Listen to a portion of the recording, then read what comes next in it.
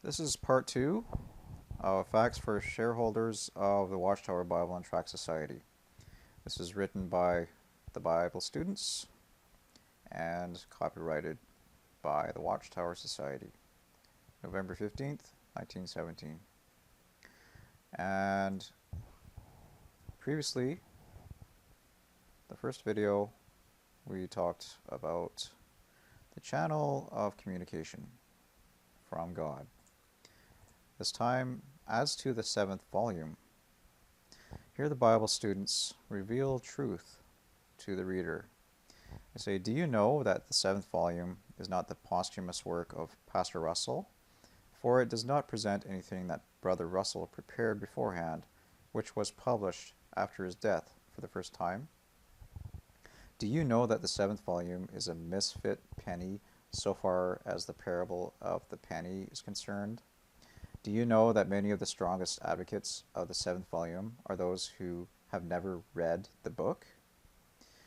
Do you know that the seventh volume did not go through the channel, and that it was not mentioned in the tower previous to its distribution, and did not pass the inspection of the board of directors or of the editorial committee?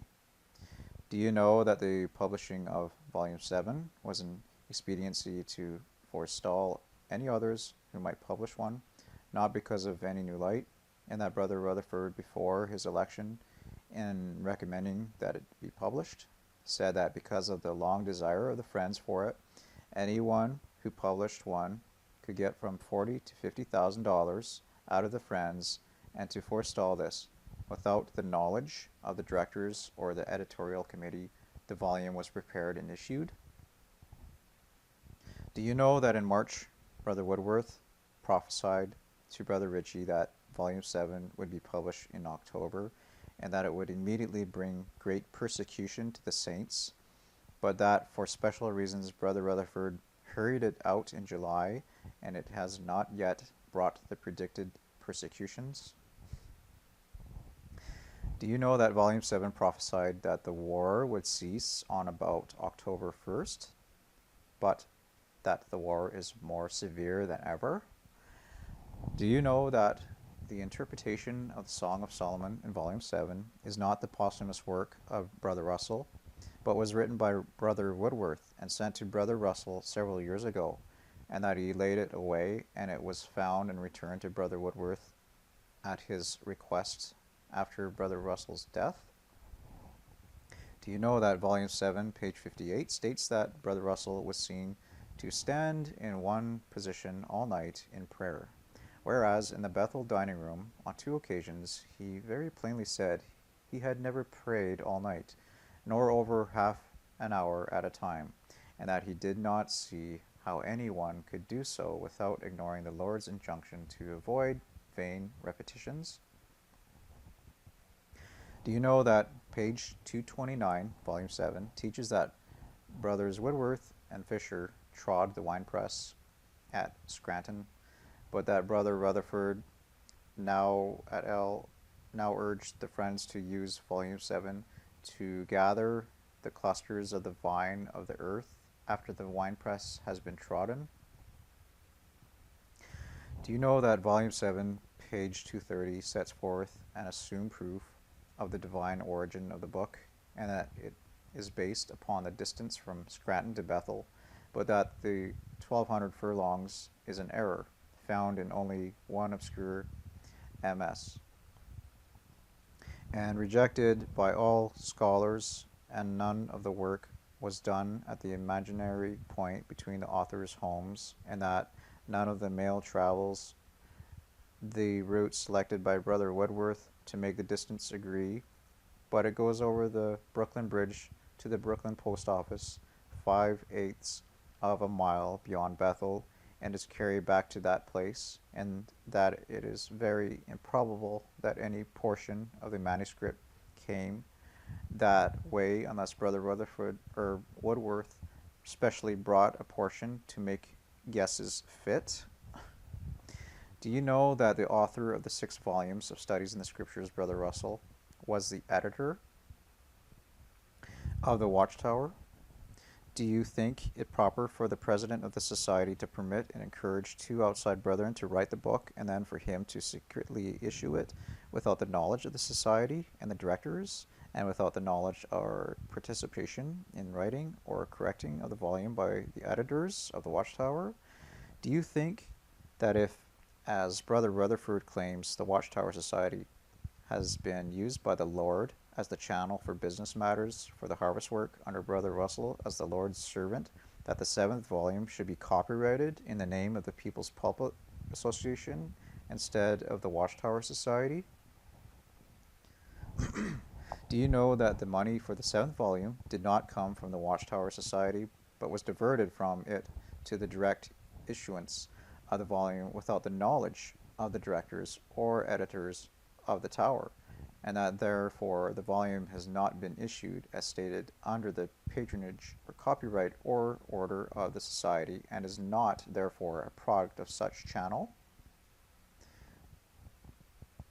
Do you care about this? Or will you stand for anything or anybody who is able to control the society by craft or force, or otherwise, whether they be right or wrong? Does it not seem probable that Brother Rutherford's action in appointing new directors at Pittsburgh, July 12th, was because he feared that if the directors discovered what he was doing with regard to the seventh volume, that they would insist on having the editorial committee edit it, and that the bylaws which they might pass on July 20th would enable them to take some control and to learn of his secret plans and purposes so as to hinder the distribution of this doctrinal matter? Why was it that Brother Rutherford was afraid to have the directors and editorial committee pass on the book? What made him think that it would be objectionable to them? Has he not said in his Harvest Siftings, number 2, page 26, column 2, paragraph 2, that had the four brethren continued to be quiet, and had not shown a disposition to look into what he was doing in the Society's affairs, there would never have been any attempt even to call in question the legality of their office? Do you think it was right for Brother Rutherford, thinking they were illegally in office, and the strange part of it all is he was just as much illegally in office as they were, to countenance and act with them as directors, and then throw them out when he got tired of them, knowing he could do it all the time as he thought? Do you not see that anyone wishing to do wrong would probably have done the same thing? Do you not see that he claims he had no quarrel with them before June 17, about which time the seventh volume was finished and being put out by the publishers? What do you think caused him to deceive these brethren with whom Brother Russell found no fault, and of whom, up to this time, Brother Rutherford had no reason to complain? Who gave him authority, as one member of 7, to act thus? Do you think that Brother Russell would have approved such conduct? Do you think that the Lord approves of it? What is there about the seventh volume that makes it necessary to put it out in this way? Do you care whether it is doctrinally correct or not? Do you know that Brother Rutherford's penny is printed in only one language, and that it will be impossible to have it translated into the various languages before this time set for the glorification of the church, springtime? And thus, if this be the penny, the foreign-speaking brethren are greatly disadvantaged. Do you know that since it will be impossible to translate the seventh volume into all the different languages by springtime, the prospects for foreign language brethren getting into the kingdom, if the seventh volume be the penny, are very remote? Do you know that the seventh volume teaches that the great company will be developed after the resurrection? See page 585.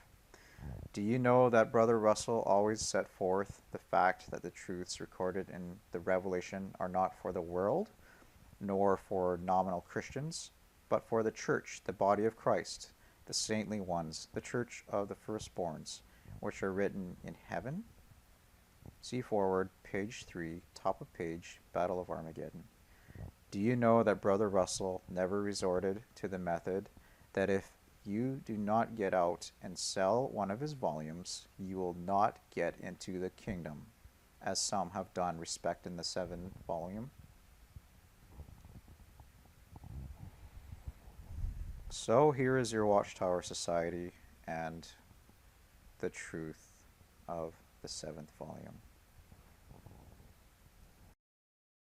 2 months after Russell's death, Joseph Rutherford was appointed to oversee the work. Rutherford had been a close associate of Russell, traveling with him and speaking in his defense. Like Russell, he believed that the good news had to be preached. He was dynamic and could not be intimidated. Yet not everyone appreciated these traits, even among the Bible students. Brother Rutherford, he was an entirely different personality, brusque in manner, and he didn't fear to tread on anyone's toes. I think this had a tremendous test on the brothers, because they were really worshipping the creature more than the creator. Rutherford directed that Russell's notes for a 7th volume of Studies in the Scriptures be compiled into a new book called The Finished Mystery. On the day that the book was completed and he had a supply in his office, he arranged for the brothers to put one at each table place in the dining room. And so when the family came down to eat, each one had a copy of the book, The Finished Mystery. Some were quite curious about it and wondered what it was all about and enthused about it, but there was already a growing tension in the family because some of the responsible brothers sort of resented Brother Rutherford. Some of them had ambitions for themselves, so they used the occasion to bring accusations against Brother Rutherford for having gone ahead and published this without their permission and their knowledge. And the result was eventually about a 5-hour tirade against Brother Rutherford, where a number brought a lot of unjust accusations against him. Brother Macmillan tells that, well, that day they left the dining room and most of the food was uneaten and the family was very sad. But in the community at large, people were taking note of the finished mystery. They originally planned on a distribution of about less than 100,000, and within a short time, over 850,000 copies had to be printed.